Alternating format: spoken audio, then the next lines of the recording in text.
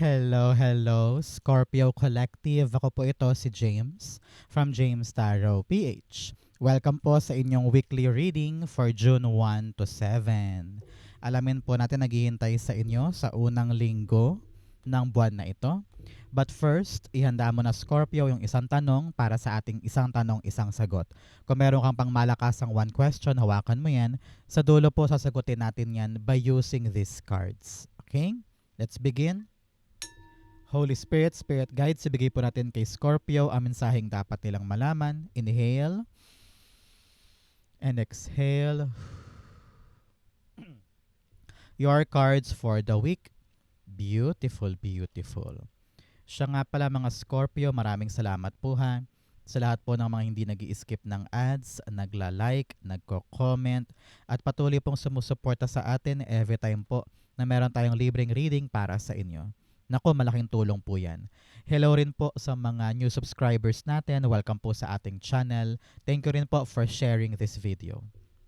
So please, to support me, do not skip your ads. Salamat po. So, in the background of your reading, meron kang the Ace of Wands.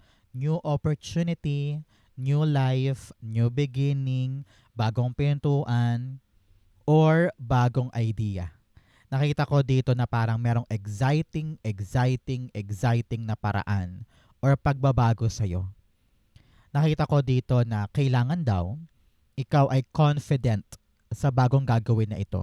Hindi pwedeng duwag ka ngayon, hindi pwedeng takot ka ngayon, hindi pwedeng ayaw mong subukan.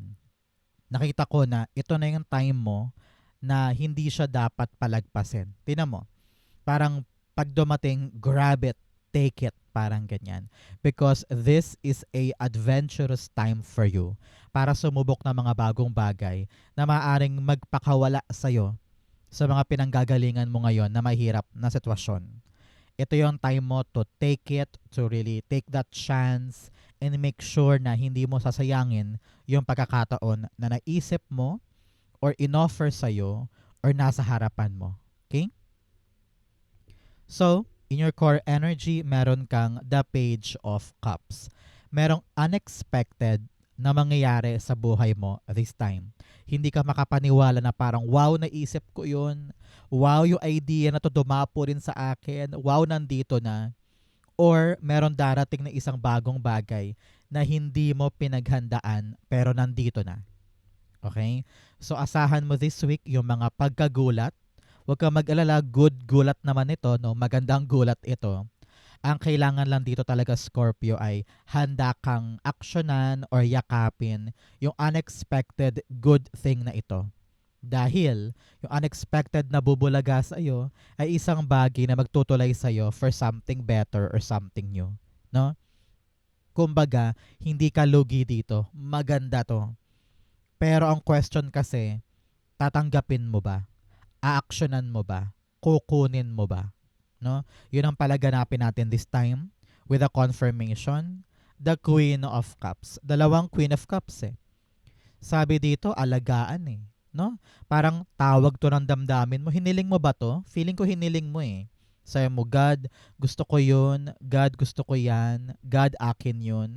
Hindi ka makapaniwala na dumating, binigay, nasapu mo, nakuha mo, nasalo mo, 'di ba? So, sabi dito, be happy, alagaan ito with all of your heart, with all of your passion, nang sa ganon talagang magkaroon siya ng magandang patutunguhan sa buhay mo.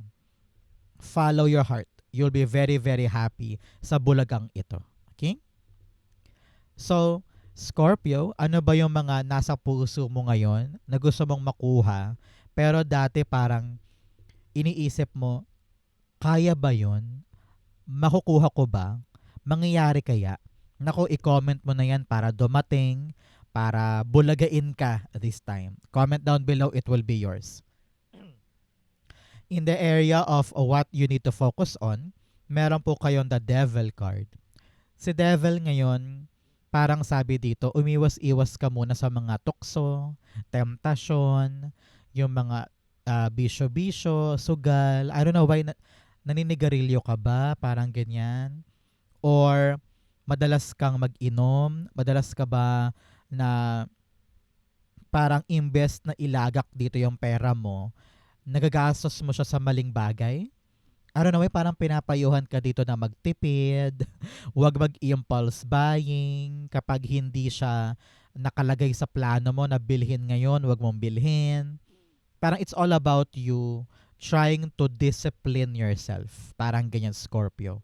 Hindi ito ang linggo para mag-give in sa mga temptasyon, sa mga guilty pleasures, 'di ba? Nako, wag. Kailangan we know what to prioritize. We know kung ano yung mga bagay na mahalaga at iwas-iwas tayo sa mga toxic people. Iwas din sa pagpatol online. Nakita ko rin dito parang nag-doom scroll ka tuwing gabi. Yung para bagang matutulog na lang pero cellphone ang cellphone. Pagtingin mo sa oras, 4:00 na pala na madaling araw, no? So make sure na you know your boundaries, you know what's important para nang sa ganon, mayakap mo yung talagang valuable this time para makatulay ka. Narinig ko rin dito ha, kung meron ka mang plano, meron ka mang idea, meron ka mang gagawin na bagong-bagong bagay, huwag mo ikadena ang sarili mo sa limitadong space na parang, ay hindi ko kaya, ay nakakatakot, wag na lang, wag na lang. Huwag mong ikulong ang sarili mo. Magagawa mo to. Devil card, the Ten of Cups. Sabi, isipin mo lagi yung pamilya mo. Isipin mo lagi yung buhay na gusto mong ibigay sa kanila dahil sila yung purpose mo. Happily ever after card, fortune after difficulty, maabot yung pangarap para sa pamilya. Yun dapat daw ang isipin mo. Dahil kapag sila yung nasa mindset mo, tatapang ka na parang sabi mo, ay, kahit takot ako gagawin ko yan. Kahit nahihiya ako gagawin ko yan.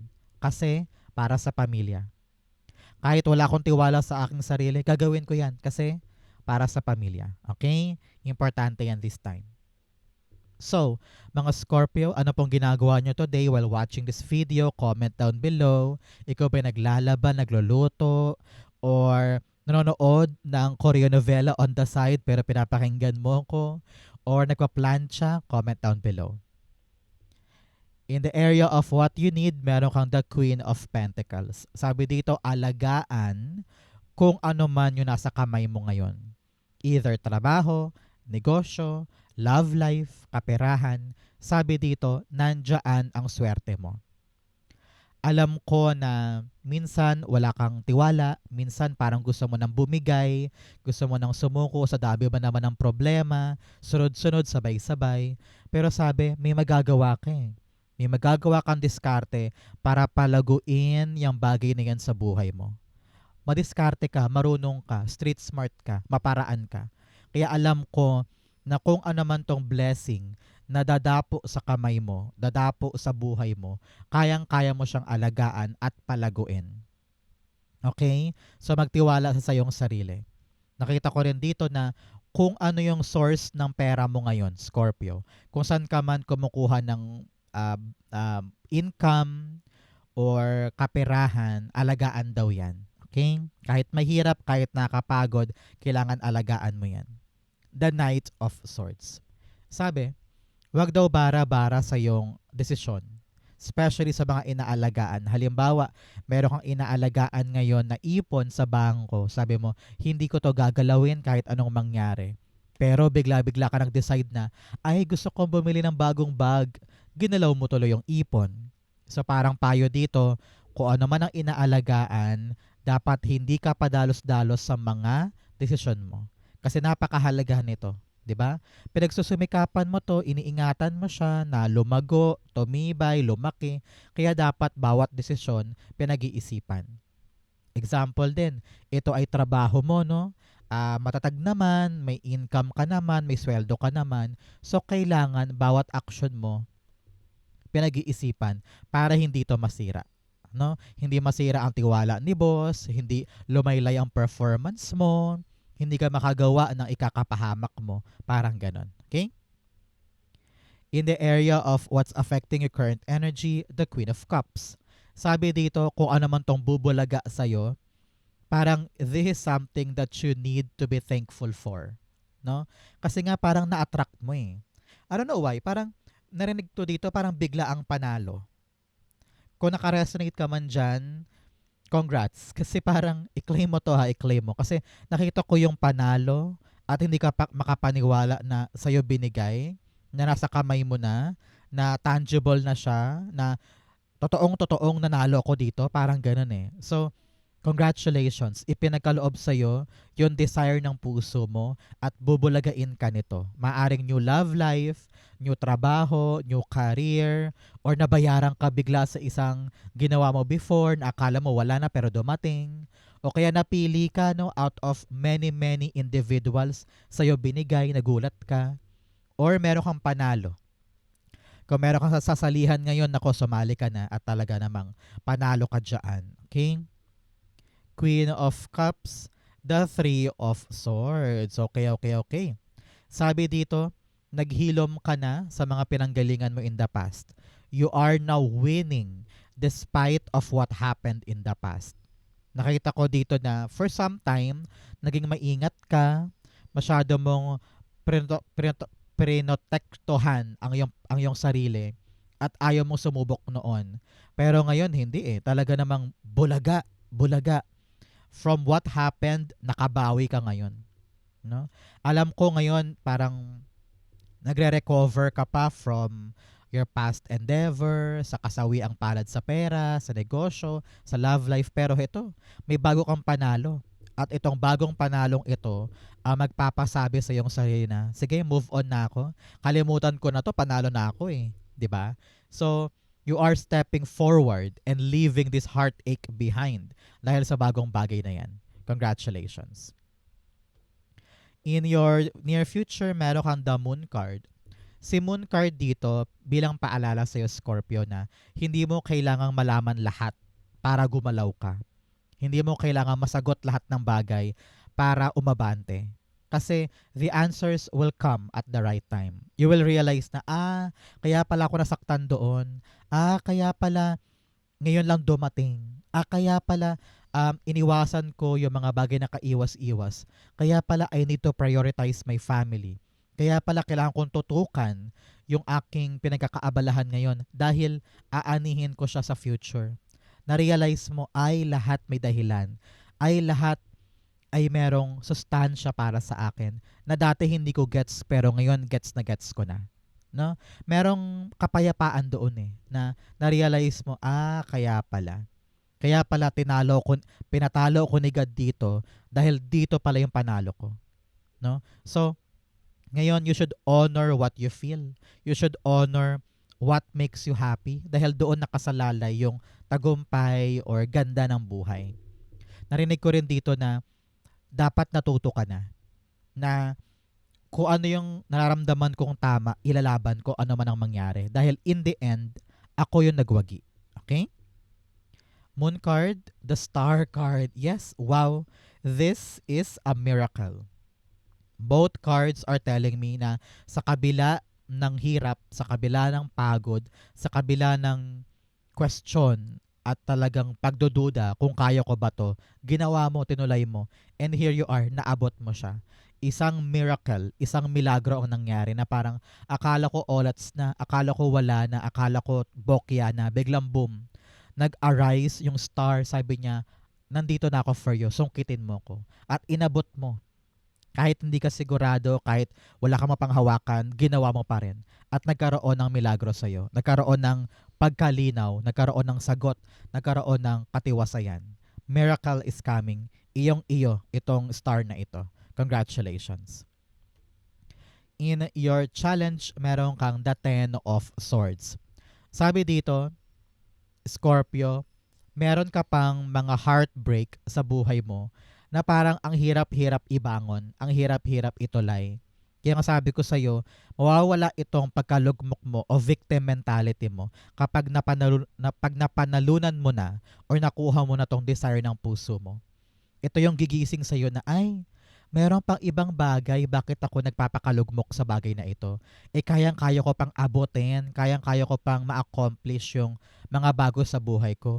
May darating na bagong bagay So bakit ka lugmok dyan? Bakit mo iniiyakan to? Bakit ka nagpapaka-down kung meron pang bagong pag-asa. So, bangon, bangon, bangon. May time ka pa to be a butterfly. Hindi ka habang buhay caterpillar. Magiging butterfly ka din, di ba? So, rise up, magkaroon ka ng tiwala, magkaroon ka ng kumpiyansa, makakabangon ka din. Okay? Ten of Swords, the Eight of Swords. Yes, sabi dito, kinakadena mo sarili mo. Ikaw mismo ang nagka-self-sabotage sa iyong sarili. 'Di ba? Imbes na pagkatiwalaan ng sarili, ikaw mismo sabi mo, ay mahina naman ako, ay hindi ako magaling, ay hindi ako marunong, ay hindi ako makakapasa, ay baka mag-fail lang ako. Pinapangunahan mo yung pagbangon mo. Kaya lalo ka nalulugmok. Sabi dito, do not sabotage yourself. Always be optimistic, mapagtiwala sa sarili, at wag na wag nega.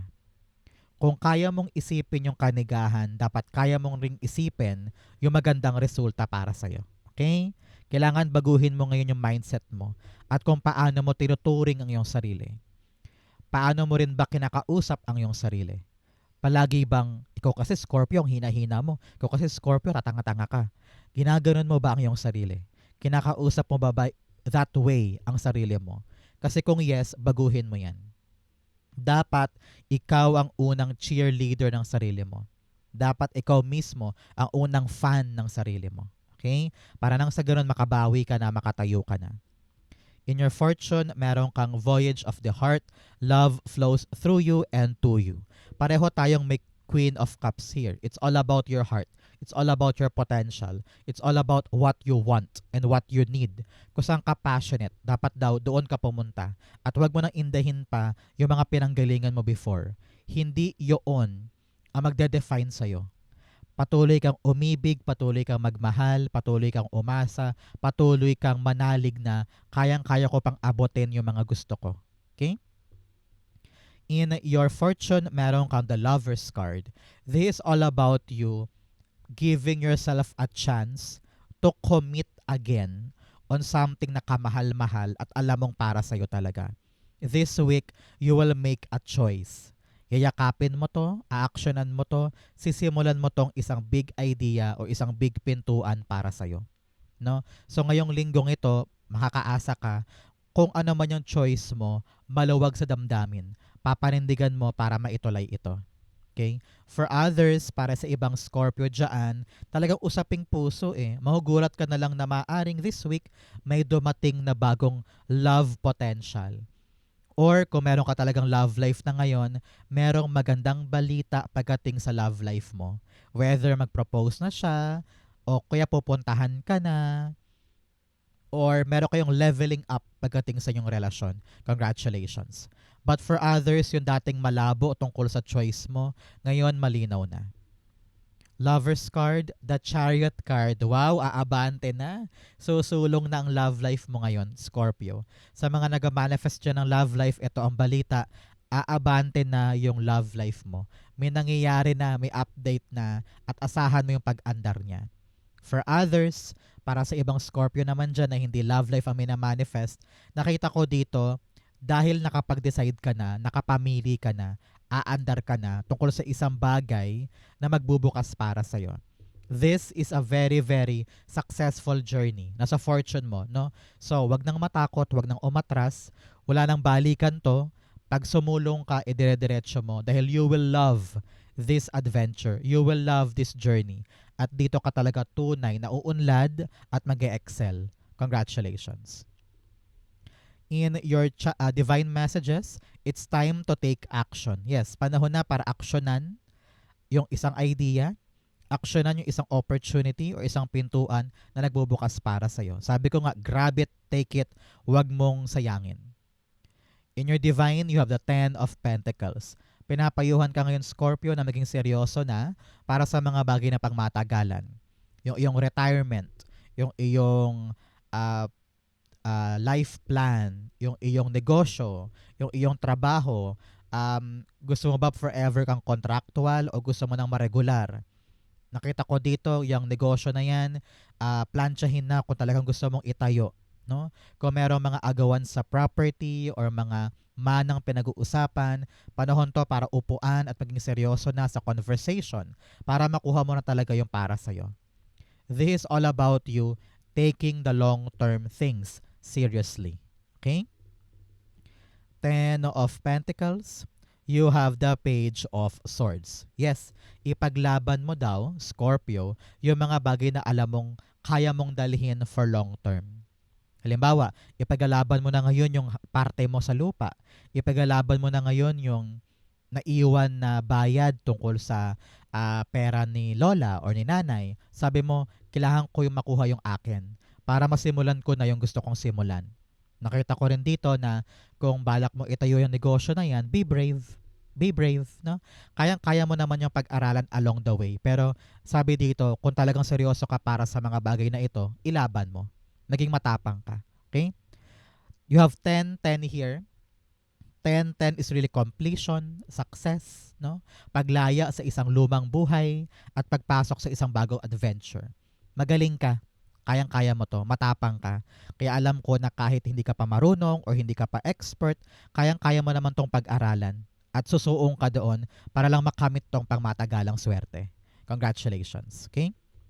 Outcome mo yan, bigyan mo na kita ng fortune cards. You have dog close up, pleasure with a close friend. Sabi dito, mag-bonding time ka naman sa kaibigan mo, kahit video call man lang yan, o kaya mamaya kain kayo sa labas or gimmick kayo, parang ganyan. Pero sabi nga dito, magkaroon ka pa rin ng boundaries. Pag humaharang siya sa schedule mo for today, edi i-reschedule mo sa ibang bagay. Pero wag mong kalimutan to bond with friends, okay? You have candle, you will be shown the way. Sabi dito, pag malabo, lilinaw, no? Talagang maliliwanagan ka na tungkol sa mga dapat mong gawin forward. You also have April o Scorpio. Meron ba kayong special occasion pag Abril? Halimbawa, birthday ni kapatid, ni magulang, or anniversary? Kung yes po, ibig sabihin this reading is for you. Pero kung wala naman, meron daw po kayong milestone pagdating ng Abril. You also have Tiger doing something risky, taking a chance. Yes, you're gonna take the chance for this new one. Mabubulaga ka sa pagkakataon, kaya grab it, take it, wag matakot. Ang outcome of Scorpio for June 1 to 7, the King of Cups. Sabi dito, magpakahinahon ka lang. Huwag mong kakatakutan tong bagay na to. Itong unexpected event or unexpected na opportunity na darating sa buhay mo, huwag kang mataranta.